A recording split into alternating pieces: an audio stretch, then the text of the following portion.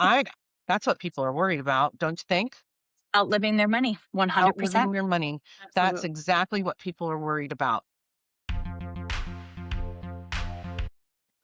Welcome to the Aging Parent Trap X podcast and YouTube channel. I'm Allison Newland, the broker owner of Platinum Properties of Florida and the greater Tampa area. I am here with my two friends, Julie Cook with Generational Transitions and Nikki Flynn with Elite Preparation Services. And we just got done talking about what is the real cost of care for our senior family members. What's the real cost of it? Independent living, assisted living, memory care. And we touched on some numbers, but then how do you pay for it? How do you plan to pay for it? And it's scary. It is so scary. I know I'm a little bit nervous. I'm the one in charge of helping my mom make sure that she has funds available to pay for her assisted living care. And we're, squeaking by. And I've got some big decisions to make. And, that's what we're talking about today. There are a lot of different options. We have some good ones here. And Nikki was just talking about a couple, actually. Yes, there's a couple of options. Unfortunately, like for both of us in our situation right now, we're already in the midst of it, where Right. our parents are already needing the care. We weren't able to plan for it, and we're not in the interim stage of the bridging to what might happen. So for us, it's kind of like, okay, we have to just see what we have and try to get it to stretch as long as we can, because what we don't want is we don't want to have to place the burden on our shoulders to financially foot the bill for it Right. and take care of it. Because I mean, we have our own families, we have our own things right now, and it's that, like you said, it's the bridge right now. We're in between those generations where we're still taking care of our family, but yet our parents are needing our help as well. So we're burdening ourselves The with, sandwich yeah. generation, Gen X and the sandwich generation. So what do we do? So looking at options as far as what income there are. Are there pensions? Are there CDs? Are there investment accounts, IRAs, 401ks, anything like that, where you can turn them into income for life? So if you are ahead of the game and you're like, nope, I'm going to be proactive. I really need to start thinking about this. This is where you can start planning that decision, whether you're in your 40s and you're like, okay, I want to make sure, because we're going through this, I don't want this to happen to me, to burden my kids. So I want to make sure I have more than enough money put aside, where you can start putting money into annuities and have different types of riders on them, or life insurance policies that have riders on them that will allow you to take money to pay for assisted living care if that is needed. So when you have those the policies available to you, then it's like we're not stressing. We're not going through what we're going through right now. Like I'm struggling. Am I going to make ends meet? I have to figure out, do I need to take out a loan? You won't have to worry about that, because the riders will take care of it. The policies will give you income for life, and you will have complete flexibility to be able to cover those costs and not have to worry about it. So you can afford that Cadillac of facilities and be so comfortable and happy, which in turn makes us happy because we want nothing but the best for our family. So it kind of does a dual purpose. So there's a lot of options out there, but for the ones that are in the heat of it, we just have to sit down and see, okay, what are our options? Like you and I were talking about with your mom's plan, you kind of gave me a rundown of what she has, what policy she has, what her overall cost is. Yeah. And I'm going to look at that for you, and I'm going to see what is available for you. What options do you have? So maybe we can see if there's some relief that we can get you, what kind of policies we can get for her. But there's some family members that don't even know that those things exist. Right. And that's why we are doing this. We are Well, I trying feel to like I'm educate flying people. by the seat of my pants now. As much preparation as I think she did, long-term care policy, that was a really smart, purchase that she did a long time ago, because that helps, take half of the burden of the payment away. But then the Social Security on top of that doesn't cover the whole thing. And then there's incidentals. And then we are using, if you're listening to this podcast and watching on YouTube, then you know that, we try to rent out the house to offset the assisted living, which I think is a great idea, especially if somebody doesn't have a pension, doesn't have a huge amount of cash on hand or resources or investments, or just basic, very basic, like a limited amount, that if you can continue to get cash from an asset that you have, which happens to be a house, that's a great option because the fear is that if I sell the house, she'll outlive the money that she gets from the house because it's not a $2 million house. It's a modest house. It's a 300 Uh-huh. and something $1,000 house. We don't know. We don't have a crystal ball, right? I'm not Mhm. wishing that something bad happens to her, but I'm scared that she might outlive the resources that she has. And I mean, talk about Medicaid. People say things about Medicaid. You get confused. Medicaid, Medicare, what's the difference? All of that. Yeah. What covers what? If you go Medicaid, that's a bad thing, and you might not even qualify for it, but somebody tries to talk you into going that direction and could really hurt you. Yeah, that's Medicare is something that we pay into from the moment we start working. And that gives us, when we turn 65 and older, or if you have a special condition where you are able to qualify it for it beforehand, it gives you insurance. So when you are a senior, you have Medicare that you are given because you paid into it for your whole life. So Medicare is just you paying that with an additional monthly premium that you still will have to pay. It's not just I'm 65 and I'm skating free. That's another thing that they don't understand. There is a monthly premium they will have to pay. So they pay that monthly premium, unfortunately, and every year it goes up $226 this year. So it's creeping up. They get a cost of living raise in their social security, but it never covers that. So they have to understand that Medicare is a privilege that is given, but it does not cover that wonderful window of assisted living or independent living or anything like that. That is self funded. Medicaid is government assistance. They have to qualify for that. They cannot have any more than $2,000 per month to their name. Some Mm, people's social security is over that, which then immediately disqualifies them. right, They can't qualify for it. But there are certain qualifications where if they're needing to go into a facility, that $2,000 will go towards the facility and then Medicaid will step in and pay the remaining balance. So their social security they no longer get. So it's not like, oh, I'm going into a facility. So that $2,000 is mine now because Medicaid's going to pay for everything.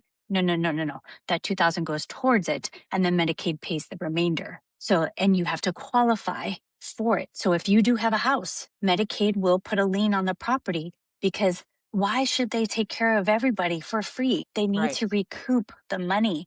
And that is why we have to do planning. We have to be strategic with things. That is meant for people who really don't have anything, who don't have other options. The government needs to step in and help take care of them. It's not just a free ride because people don't want to spend their money and they right. want to, save everything for their kids. That's not how this works. Yeah, what Nikki's saying is true. So the Medicaid benefit is, and I think it's important that we discuss that because unfortunately, I run into seniors every day who have no assets. They've never purchased a home. They may or may not have a car. And so they're needing assisted living help. And now they're really in a bad situation because all they have is Social Security. So in the state of Mm. Florida, Medicaid will help with assisted living expenses. It's correct. They don't pay for everything. You don't get to keep all of your Social Security and they pick up the tab, but it does help. And so that's important to know if you have a family member who maybe, we're talking about $8,000 a month and you're thinking that's not even anywhere on the table. There are options that are less expensive. Medicaid will help cover a portion of it, but it's a tight squeeze, but it's an option. And so I think it's important to know that it is an option. What about veteran benefits? We have a lot of veterans out there that, if you getting your veteran benefits, that's a whole nother that's a full-time job. If you were in Mhm. wartime and like my husband did Desert Storm, right? Got out in his early 20s. Was not a career military person, but he did. He has a lot hearing loss. He has different things. They were breathing in that black smoke forever, right? But he didn't think anything about it in his 20s. And then now in his 50s, he's like, shoot, he just started the journey of trying to get his benefits. I think maybe back in 2017 and is not fully rated yet. He is rated, but do you have to be fully rated to be able to go to one of the veteran Mhm. facilities for senior care? You have to be 100%? Well, no, you don't have to be 100%, but you're going to have cost expenses to it.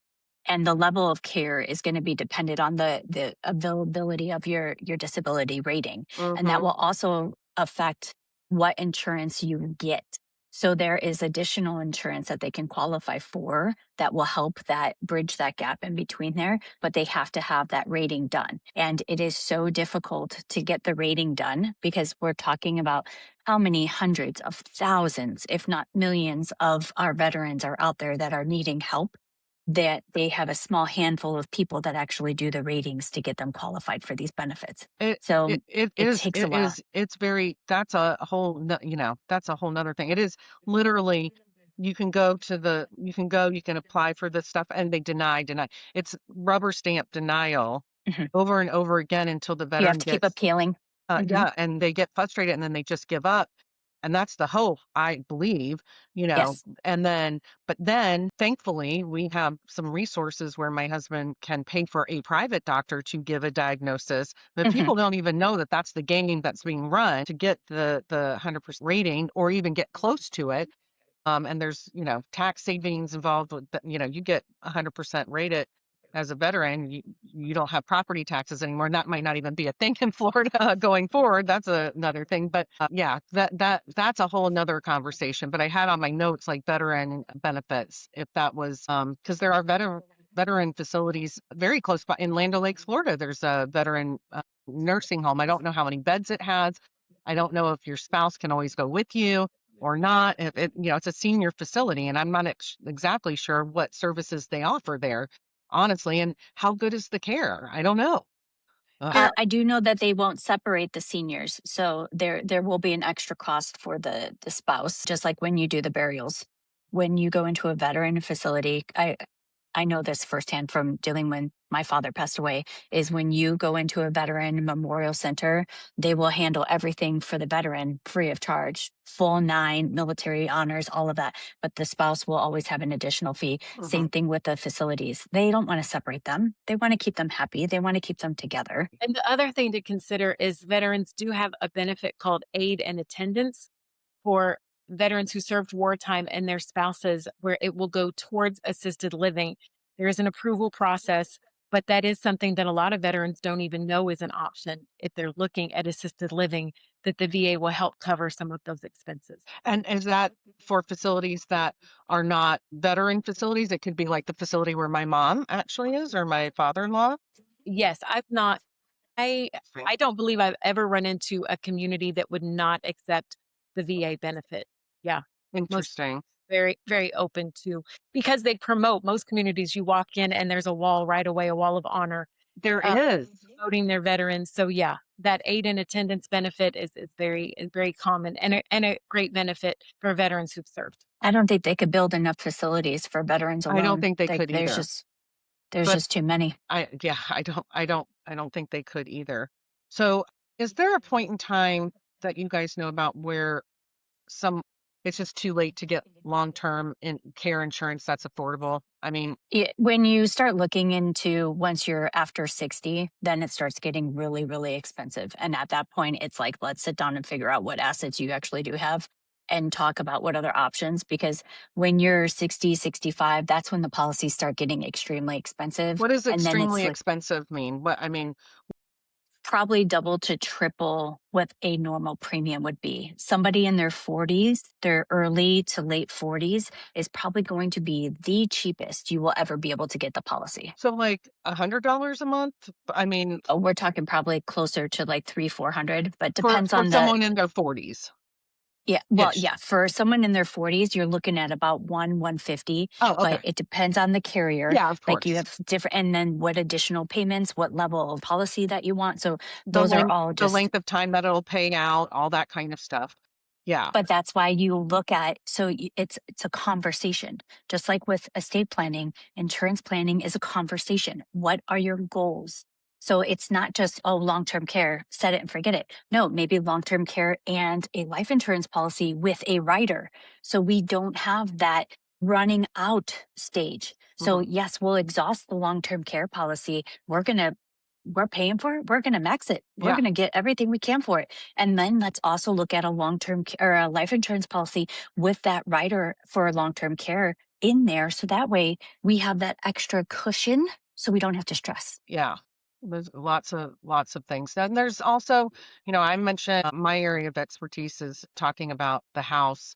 Or you have to sell the house, and then you take the money from the house to offset the care. That was your big asset that you lived in for 45 years. So many times the Gen Xers of the aging parents live somewhere else. Now, mom and dad have to go to assisted living. Maybe they're going to live with you, whatever, may be. You have to sell the house. That's what I help with, and I can refer people to renting the house. But then and I'm only going to just mention these words like a line of credit against your asset. That's what I'm personally looking at. I'm not a mortgage broker. I'm not a financial person. I'm just sharing my personal experience with you in terms of that. I'm looking into that option, tapping into some of the equity of the house that my mom owns to help pay for her care, having a cushion because I don't like being running along that line all the time. And then also I was on a webinar about reverse mortgages. Now I'm not sold on that whole thing because it scares me to death. Like, oh, you're giving away the home. Like I you get a monthly payment of some sort, but then like what happens when the person passes? Do they get the rest of the equity in the house? Like you got to be careful with that. And I have Mhm. parents, I talked to my friend actually last week. I was having a little lunch with her down in the Fort Myers area. And she said that her mom took out a reverse mortgage without her knowledge, and it just caused chaos because when she passed away, she had to deal with that whole thing. But she found out, she's like, oh, yeah, I took out a reverse mortgage to do this other thing. And she's like, Mom, she's like a financial planner person, and her mom didn't even talk to her about this. So it was crazy. And she's an only child. Her mom should have talked to her about it.